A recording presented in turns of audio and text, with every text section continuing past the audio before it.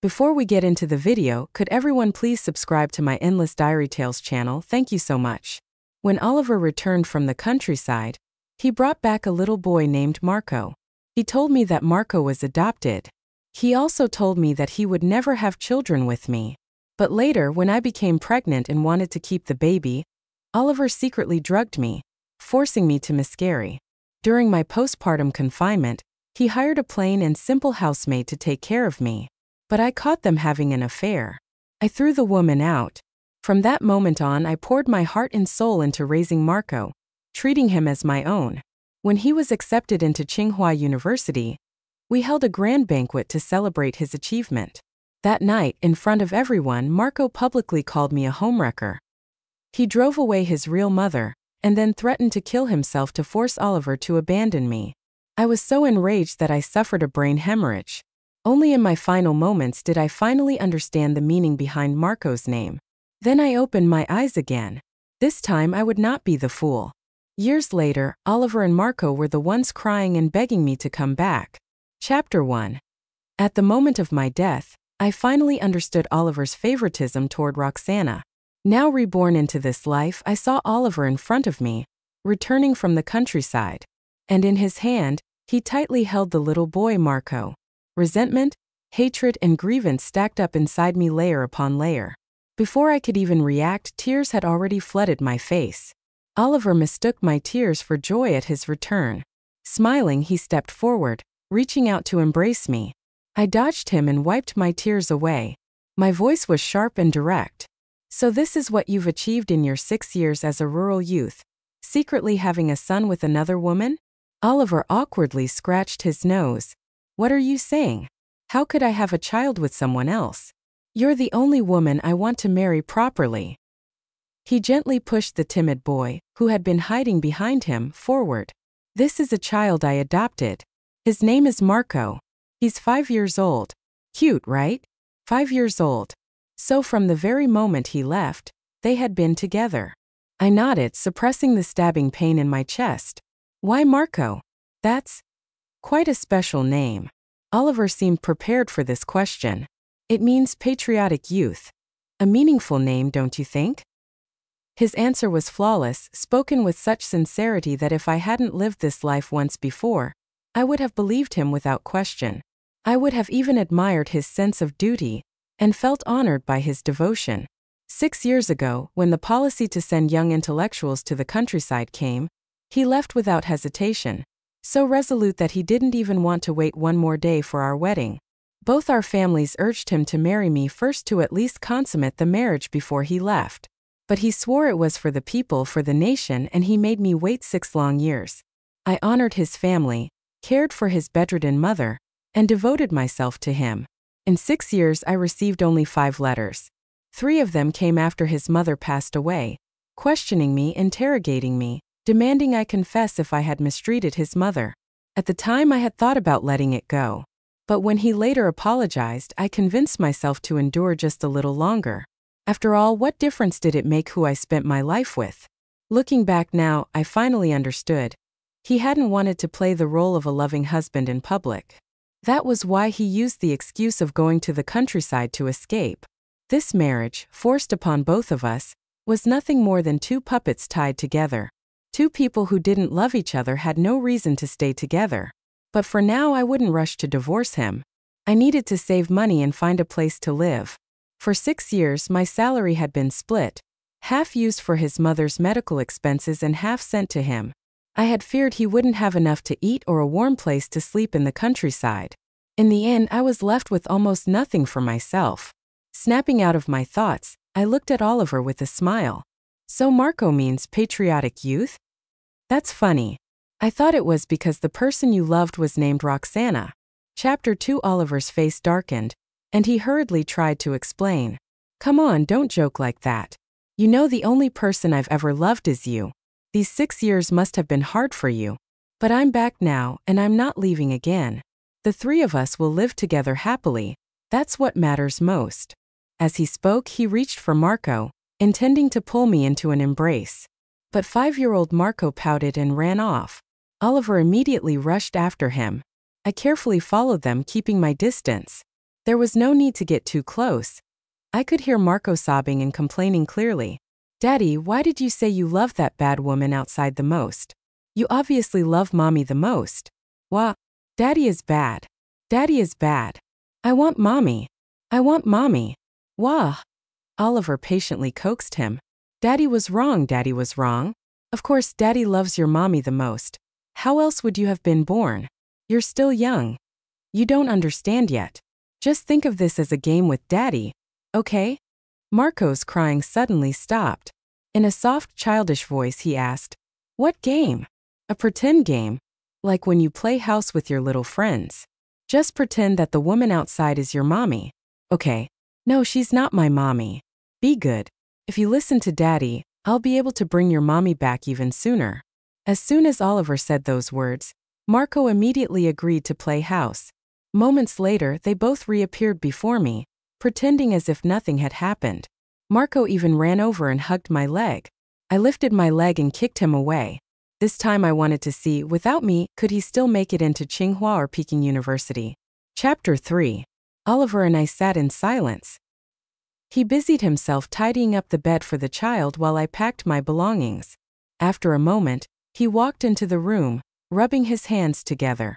Marco was abandoned the moment he was born. He's a pitiful child. I raised him with my own hands through thick and thin. He paused, waiting for me to say something. I remained silent. Clearing his throat, he continued. From now on, he'll be our son. This way you won't have to go through the pain of pregnancy, and you can keep your figure. Isn't that great? Oliver looked at me expectantly, barely able to conceal his nervousness. In my past life, I had been too caught up in my joy over his return. He had sensed my feelings for him, which was why he spoke so confidently, declaring that we would adopt and that I wouldn't have to bear children of my own. Of course, those who love sincerely are always the easiest to manipulate. Back then, I hadn't agreed immediately. We had Cold Warred for half a month before I finally compromised. But this time I smiled and said, All right. Oliver's face lit up with excitement. Helen, I knew you were the best.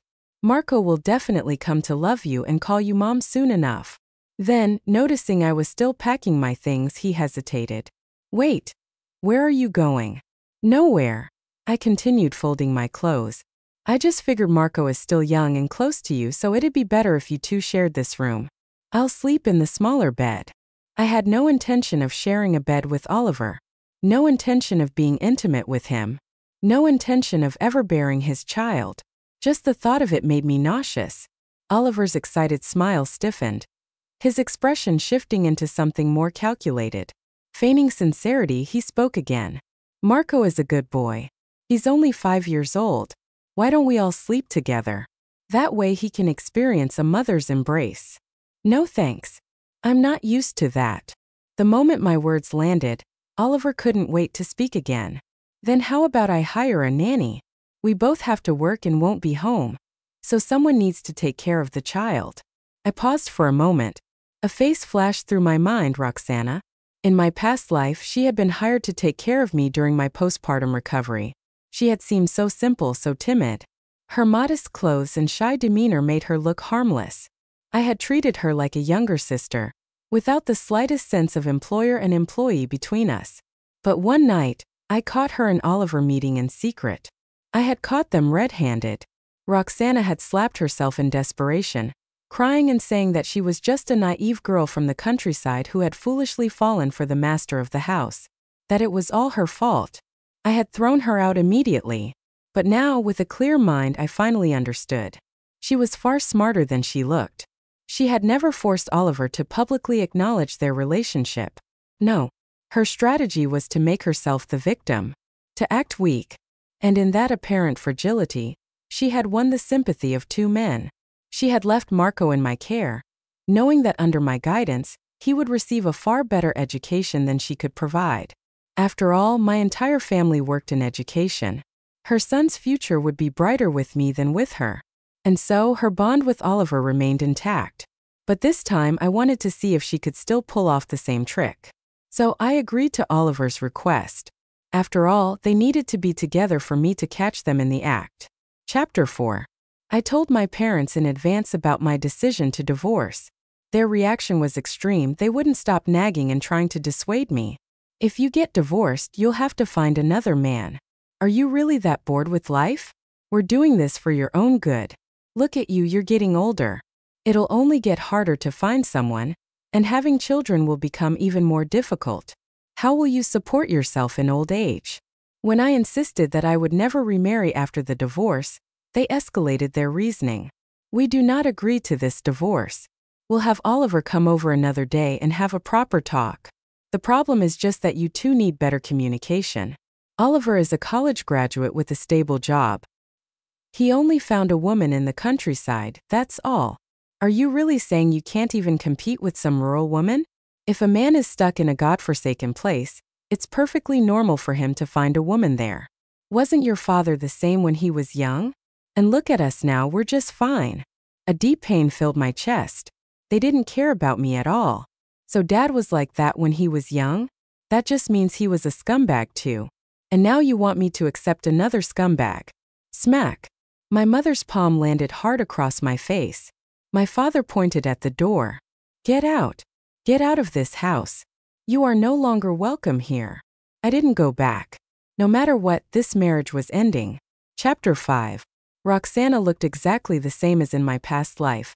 Plain and simple with thick braids draped over her ears.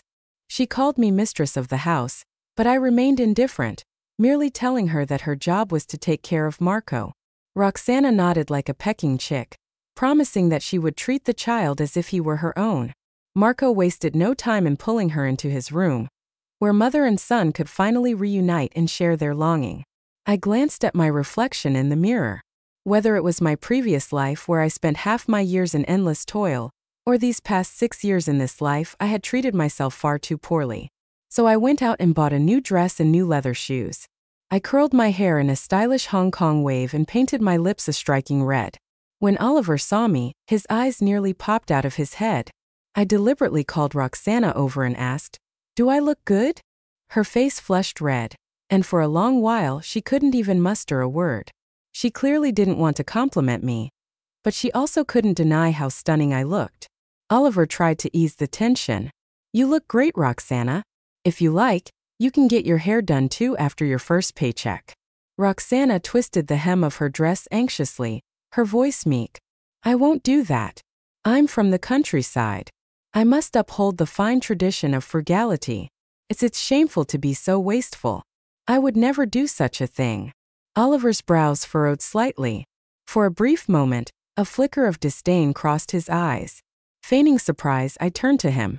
"Did you hear that, master of the house? Your suit costs a few hundred at least. It seems you've completely forgotten our ancestors' fine traditions." Oliver's expression stiffened, his voice taking on a firmer tone. "Roxana, that's not right. Life is getting better and better. You can't just cling to old-fashioned ways of thinking. People need to look ahead." Roxana's eyes turned red like a pitiful little rabbit. She huffed and ran away as if throwing a childish tantrum. Of course, Oliver chased after her. And naturally, this would be followed by sweet words, comforting embraces, passionate kisses, and then inevitably, a tumble between the sheets. Pure bliss. Chapter 6. Roxana started resenting me. The better I dressed, the plainer she made herself look. She wanted to create a stark contrast, hoping that Oliver would see me as a wasteful woman while she played the role of the virtuous wife and mother. That day I attended a colleague's wedding banquet and brought back a handful of white rabbit candies. On my way home, I spotted Marco playing with a few kids at the alley entrance. Normally I wouldn't bother with him, but this time I approached him voluntarily. He pretended not to see me. I handed out the white rabbit candies, and soon the children were gathered around me, calling me pretty auntie. I pointed at Marco. "I'm his mother." "Huh, Marco, this is your mom. You never told us that. Your mom is so pretty. Her dress is so beautiful. If only she were my mom." A little girl looked at me in admiration. Marco opened his mouth as if wanting to deny it, but in the end, he didn't say a word.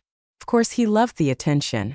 He was an outsider in this neighborhood, and the local kids had a strong sense of group identity. It had taken him a long time, through sheer persistence, to be reluctantly included in their circle. But now he was the center of attention. "Marco, when can we visit your house? Your mom smells so nice. You must have a lot of flowers at home, right? Yeah, let us visit. We'll bring snacks.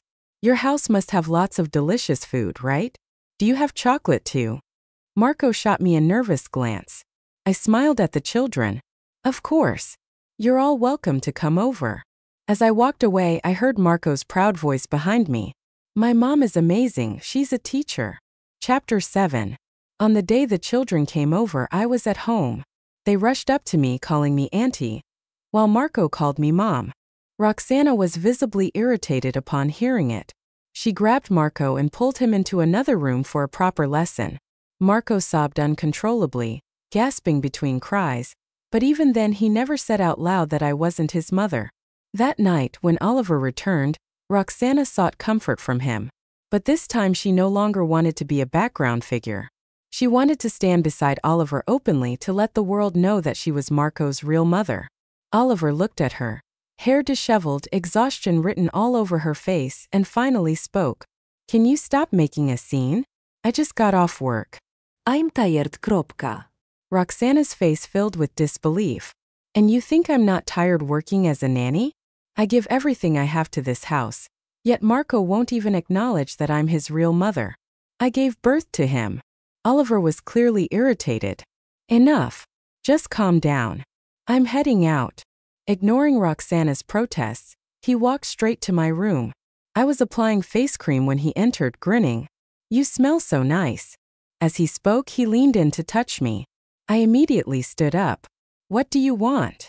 Oliver sat down on my bed, smiling. I've been back for a month and we still haven't slept together. People find out, it wouldn't look good, would it? I'm not leaving tonight. I quickly used Marco as an excuse. Marco is still waiting for you. He can't sleep without you. Oliver pulled me into his arms, pressing a kiss against my neck. Don't worry, he'll sleep just fine. Without you, I'm the one who can't sleep. His kisses trailed down one after another. The stench of alcohol and greasy food on his breath disgusted me. I struggled as hard as I could, but he held me tightly, shoving a pillowcase into my mouth. I summoned all my strength and struck him hard between the legs. Oliver yelped and instinctively dodged back, giving me just enough time to scramble off the bed. But as soon as I reached the door, he grabbed me again. I had no strength left. The fabric of my clothes tore under his grip.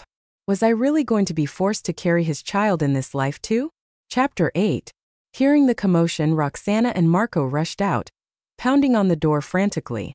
Roxana, consumed by jealousy and anger, snapped. Helen, stop it right now. No matter how much you seduce Oliver, he is my man. We've been together for 6 years, we even have a child. How shameless can you be, clinging to him like this? Oliver visibly stiffened and shouted. Roxana, shut up! Hearing the sudden silence from inside, Roxana's expression brightened with hope, and she continued her threats. Oliver, come out right now. Don't let that cheap woman fool you. What an idiot. Did she really think I was the one being clingy? In my past life, I treated Oliver like he was some prized possession. Not anymore. I couldn't call for help, so I could only make muffled sounds through my nose. Oliver didn't let go of me, but he stopped moving, waiting for the people outside to leave. Then Marco's voice sounded. Mom, let's go back. Roxana's eyes widened in disbelief. What the hell are you saying? That's your father in there, making a baby with another woman. You actually want a little brother? Are you stupid? Ido. Marco lowered his head, clenching his fists. That single sentence sent Roxana into a complete rage. She kicked the door violently. Open the door. Open it right now. Otherwise, I'll go outside and tell everyone. Let the whole neighborhood know that I'm your legal wife, the one you officially married in the countryside. Let them know that Marco is the son I carried in my belly for 10 months. I want everyone to know the truth. Only then did Oliver finally panic.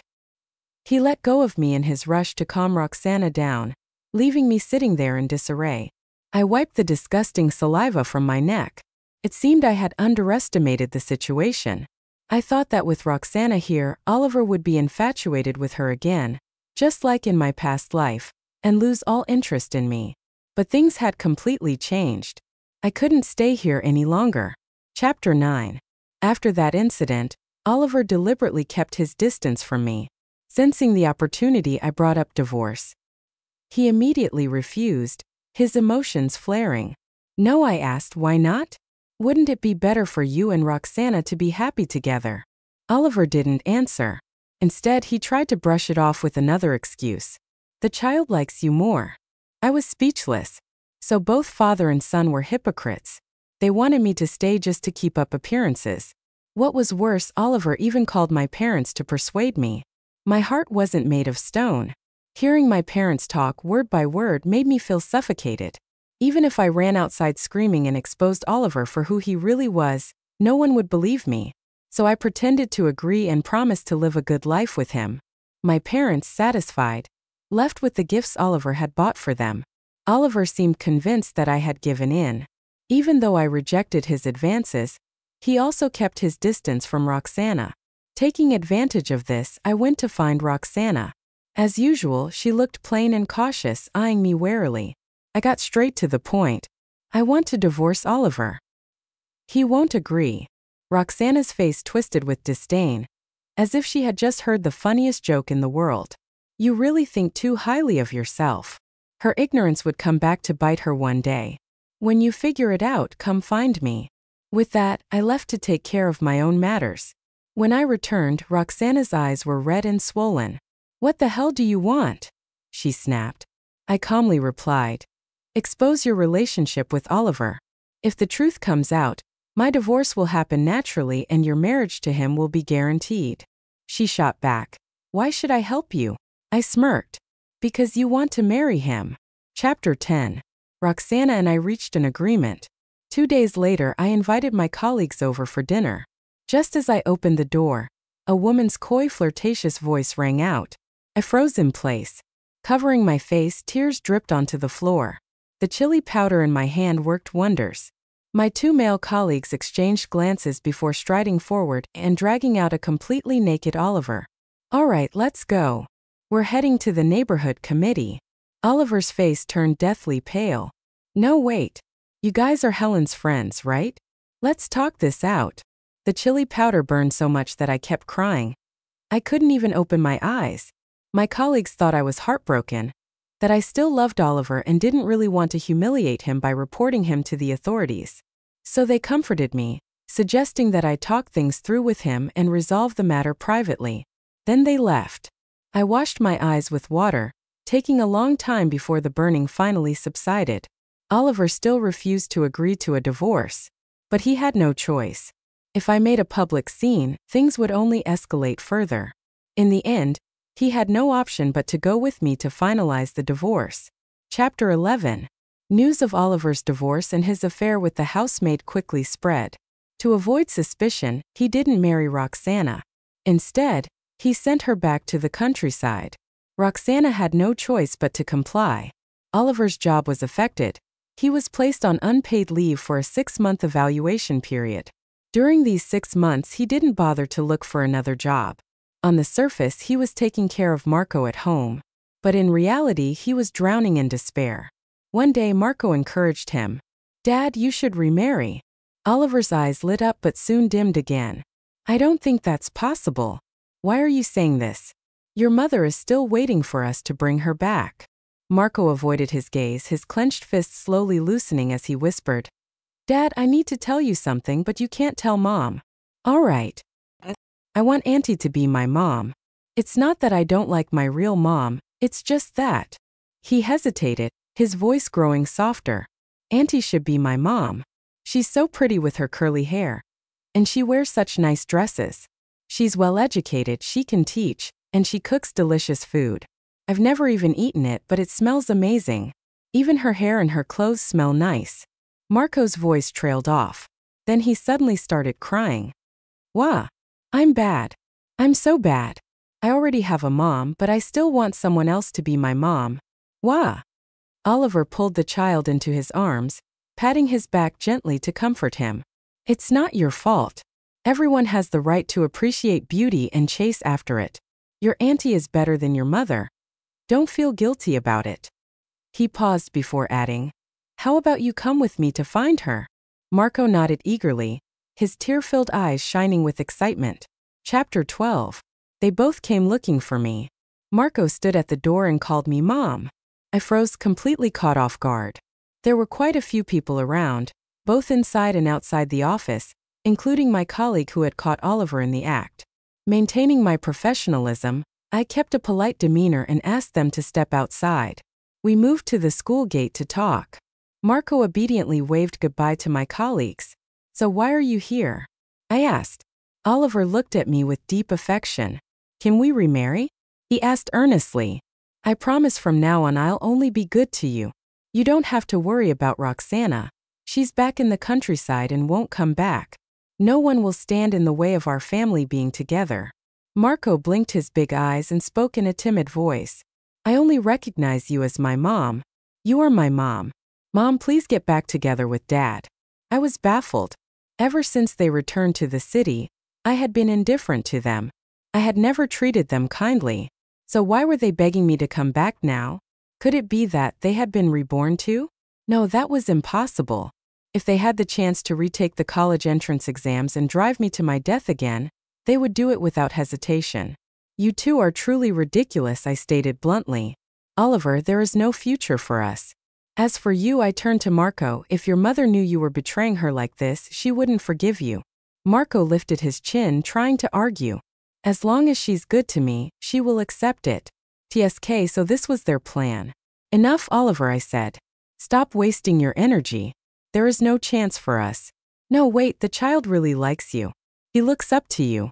That's why he wants you to be his mother." Then, as if embarrassed, Oliver added softly, "I like you too. Just as much as Marco does." "Ugh, you're disgusting," I scoffed. Seeing that I didn't believe him, Oliver panicked and hurried to explain. "I'm serious, I like you. You are the only one in my heart. I'm certain now. You are the person I want to spend the rest of my life with." He continued, his expression sincere. "Honestly, before I didn't truly know you. That's why there were misunderstandings between us. If I had known back then how amazing you were, I would have treated you well from the start. Helen, let's get back together. Give me a chance to make it up to you. I'll treat you well." As he finished, he took out a bouquet of flowers and handed it to me. I took it, then casually tossed it onto the ground. "I don't need it. Helen, one day you'll need a man in your life. Just thinking about how lonely you'll be when you're old, without children, without a family. It hurts me. Please give me a chance. I swear I will bring you happiness." He assumed that in my old age I would live a miserable life. But what he didn't realize was that being with him would be true misery. I had already been driven to death once because of him. I looked him straight in the eye and told him firmly, "There is no future for us. Stop wasting your efforts. Instead, why don't you go marry Roxana? You two still have a child together, don't you?" Marco lunged forward and clung to me. "Mom, you are my mom." I grabbed his arm and yanked him off me. "I don't have an ungrateful son like you." Seeing how resolute I was, Oliver changed his tactics. "Aren't you worried about your elderly parents? If you keep refusing, won't they worry themselves sick? You keep calling Marco unfilial, but aren't you an unfilial daughter too?" He smirked as he continued, "Even if you don't care about yourself, you should care about your parents. They raised you. Do you think that was easy?" I narrowed my eyes at him. "Your father died young. Your mother struggled and worked hard to raise you, sending you to college. Yet how did you repay her? Where were you when she was sick for years?" His face stiffened. "I was in the countryside. I couldn't come back." I sneered. "Not even once? Not a single visit? Not even a letter? Not even money? Oliver, what right do you have to talk to me about filial piety?" He was completely speechless. I turned to leave. Behind me, he shouted, "I won't give up." Chapter 13. Realizing that Oliver had no intention of bringing Roxana back, I took a week off and went to find her myself. The whole village quickly caught wind that a woman from the city had come to see Roxana, saying she was here to take her away. To avoid unnecessary trouble, I claimed to be Oliver's sister, here to fetch her. Roxana hesitated, worried that returning unannounced might upset Oliver. "You're still thinking about him?" I scoffed. "At this rate, he's going to find a new woman and get married soon." She shook her head in disbelief. "That's impossible. He said he loves me. He promised he'd come for me. I just have to wait a little longer." I sighed. You're being played. He's always telling you to wait. How much longer do you plan to wait? I could see the hesitation on Roxana's face, so I pushed further. Call him. Ask when he's coming to get you. If he gives you a clear answer, I'll leave. But if he dodges the question, then you'll know. He never planned to bring you back. Roxana made the call. Oliver didn't sound happy. If anything, he seemed a little surprised and rather impatient. What's up? If it's nothing important, I'll hang up. I'm Busse. Don't hang up, Roxana said quickly, nervously gripping the phone. I wanted to ask when you're coming to get me. I miss our child. There was silence for a moment before Oliver spoke, his tone dismissive. Things are still complicated right now. Stay put for now and wait for my message. If you miss the kid so much, I can send him back to you. Roxana's heart nearly stopped. She hadn't expected that answer. If the child was sent back to her, wouldn't that mean he'd forget about her even faster? No, she whispered. Let him stay with you. She hung up dazed. For a long time she sat there utterly lost. Then she turned to me. Fine. I'll go. Oliver, ever the hypocrite, valued his reputation above all else. Even though he was annoyed by Roxana's sudden return, he had no choice but to let her stay. Roxana didn't demand much. She only asked to remain in the house as a nanny so she could be with her child. Otherwise, she threatened she would report everything. After all, the child was undeniable proof of his lies. Oliver had no other option. But the more time he spent with Roxana, the more he realized he didn't like her anymore. Sure, he could still sleep with her. But beyond that, he couldn't bring himself to care. Roxana didn't notice. She thought that as long as Oliver was still willing to be intimate with her, it meant he still had feelings. She worked hard cooking, cleaning, waiting for him to come home. She even tried to supervise the child's studies, believing she was playing the role of the perfect mother and housekeeper. But the truth was, none of it mattered. Neither Oliver nor his son valued her presence. To Oliver, she was dull. She made the same simple peasant dishes over and over again. He was sick of it. Marco saw Roxana as an uneducated woman. She couldn't teach him how to read or write properly, couldn't explain the news from the newspapers, and in his eyes she was nothing more than a country bumpkin. Meanwhile, Oliver started coming home less and less. When he did, he was always drunk. No matter how much Roxana pleaded with him, it was useless. A deep sense of helplessness settled in her heart, and she poured all her unfulfilled happiness into Marco instead. Endless worksheets, constant recitations. There was no time to play, no room for childhood. Marco tolerated it when he was younger. But once he entered middle school and hit his rebellious phase, the resentment he had long bottled up exploded all at once. In those 5 years, my life only got better. Oliver never came looking for me again. He only watched from a distance, lurking in the shadows. One night, drunk out of his mind, he finally staggered up to me. You still haven't found anyone else? He slurred, smiling foolishly. That's great. I knew it. You still can't forget me. I lifted my hand and slapped him across the face. The hit sobered him up a little, but instead of getting angry, he laughed hysterically. Go on. Hit me again.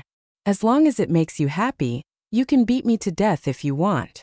Then before I could respond, he started slapping himself hard. The force of it made him dizzy, and he nearly lost his balance. I sneered. This is boring now, I said coldly. Even if you die, I won't so much as blink. Oliver looked devastated. Are you serious? Even if I die, you wouldn't even bother to bury me. No, he staggered. Helen, you used to love me so much, he murmured, his voice full of disbelief. You used to wash my clothes, keep the house spotless, take care of everything for me. Whenever there was a festival or holiday, I didn't have to worry about socializing with my bosses because you'd charm their wives and handle it for me. At work, you always stood up for me. No matter how outrageous my lies were, you'd smile and go along with them. Even when I stayed out all night, you never got mad. My colleagues envied me. His voice cracked. And you raised Marco so well. You treated him like your own, tutored him, guided him. In the end, he got into Qingbei University, bringing honor to our family. How did it all change? Why did you leave me?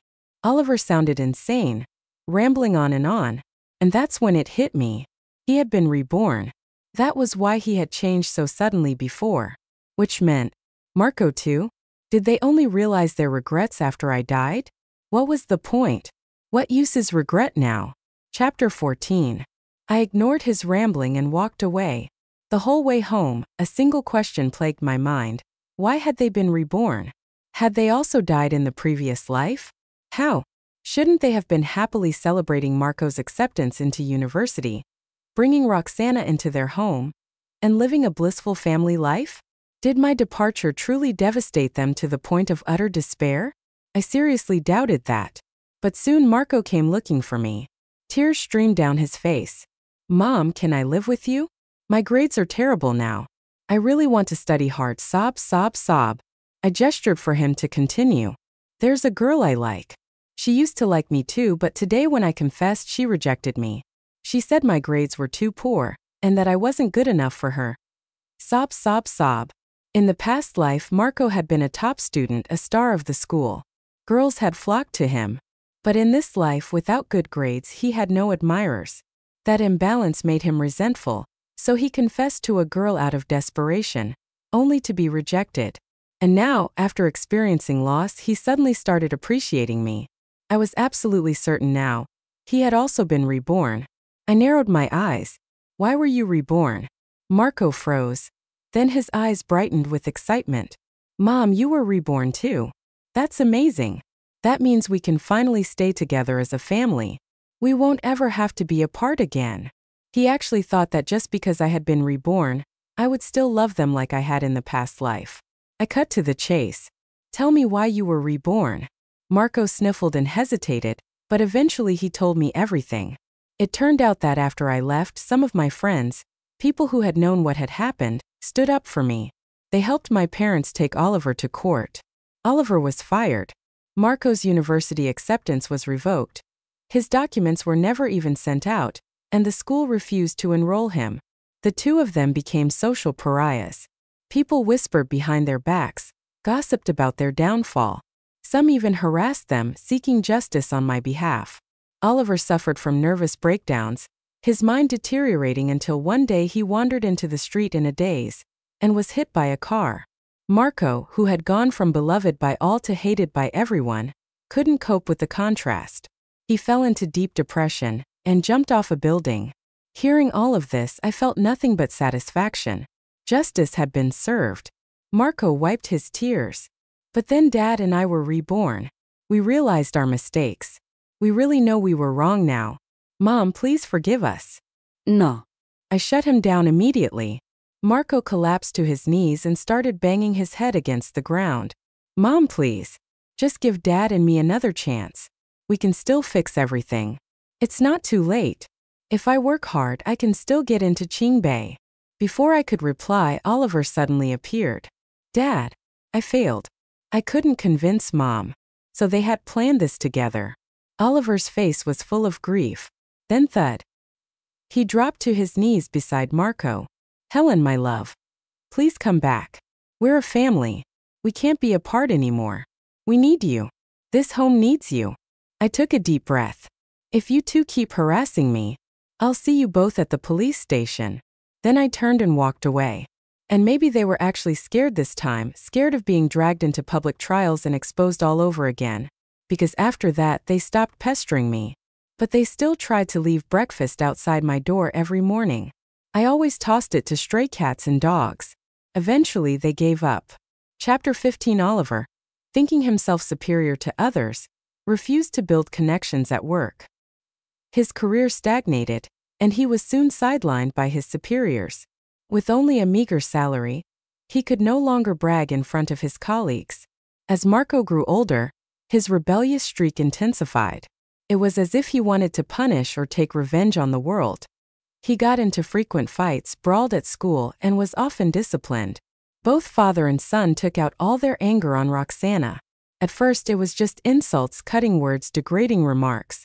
Then it escalated to physical violence. Punches, kicks, and then one drunken night, they beat her to death. The sudden realization of what they had done shocked them both. Terrified, they each tried to push the blame onto the other. Amid their argument, a heavily intoxicated Oliver stumbled and hit his head. knocking himself unconscious. Marco ran away. 2 days later, he was declared a fugitive.